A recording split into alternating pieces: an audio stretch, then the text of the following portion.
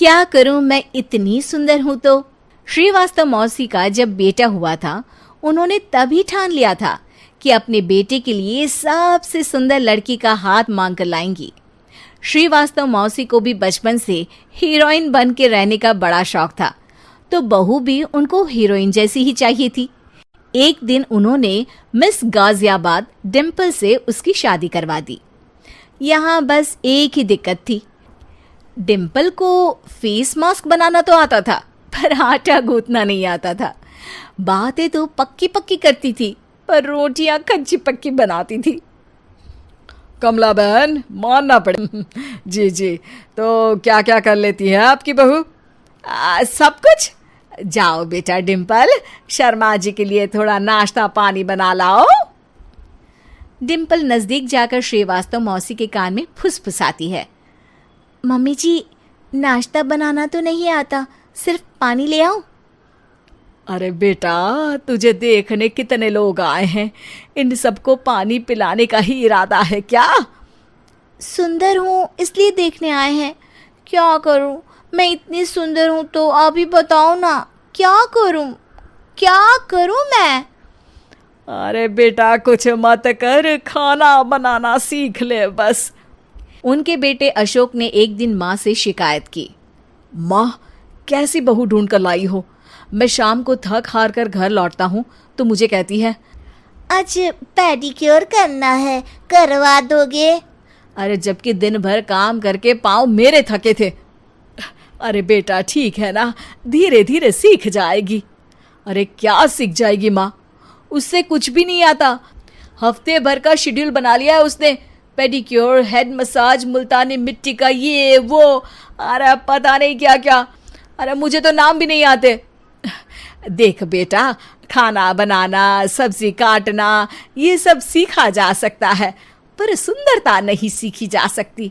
इतनी सुंदर बहू मिली है, फिर भी तू खुश नहीं है। कैसा बेटा है तू? श्रीवास्तव मौसी का मानना था कि समय रहते बहू सब सीख जाएगी, पर मिस गाजियाबाद से शादी कराने के बाद घर का जो नाम हुआ है वो जरूरी है। अरे सबकी बहू खाना बना लेती है, हमारे घर में तो काम वाली दीदी भी है, पर हमारे घर में जितनी सुंदर बहू है ना, उतनी किसी के घर में नहीं। ऐसा श्रीवास्तव मौसी सबको कहती रहती। फिर एक दिन वो हो गया जो नहीं होना चाहिए था। डिम्पल को पिंपल हो गया। डिम्पल घर में छुपी बैठी थी, पर ऐसी खबर छिपती कहाँ है। शर्मा जी घर में अपने बेटी की शादी का न्योता देने आए तो उन्होंने पूछ लिया, अरे आज आपकी बहू नहीं दिख रही? हाँ, वो ना थोड़ा काम में बिजी है, आती ही होगी। और इतने में डिम्पल सही में किसी काम से वहां आ जाती है। बस शर्मा जी की नजर पड़ जाती है डिम्पल के पिंपल पर, जो उन्हें चांद पे दाग जैसा लगता है।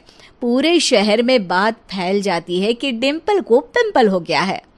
ये दिक्कत काफी गंभीर थी और श्रीवास्तव मौसी को पता था कि अगर ऐसा चलता रहा तो उन्होंने जो हासिल किया था सब मिट्टी में मिल जाएगा। उन्होंने फट से डिम्पल को अपने कमरे में बुलाया।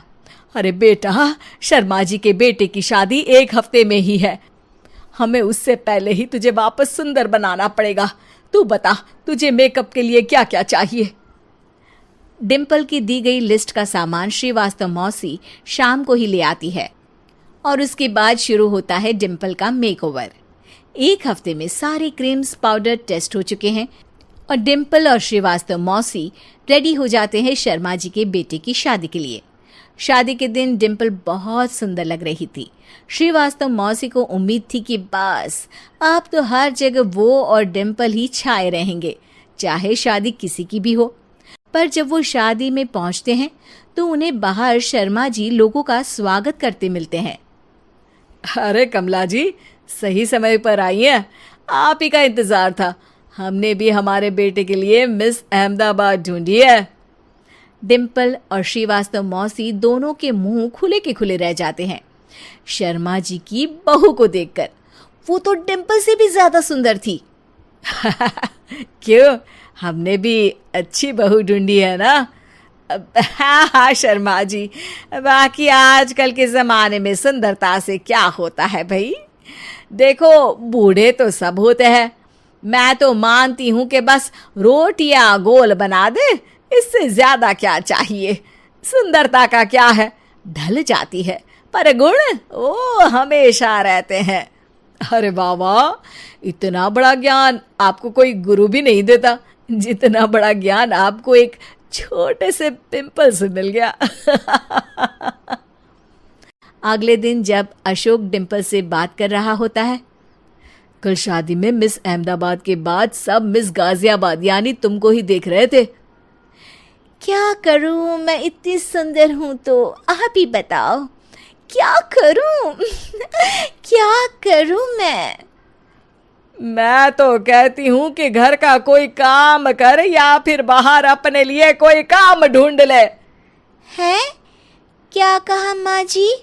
हाँ जी, सुंदरता का क्या है, कल तूने मिस अहमदाबाद से मात खाई, आगे कोई मिस हैदराबाद आ जाएगी या मिस फैजादाबाद आ जाएगी, इसलिए काम पर ध्यान दो। हाँ। और कुछ महीनों बाद, अरे बहू, काम करने के बाद तू सुंदर नहीं अति सुंदर हो गई है।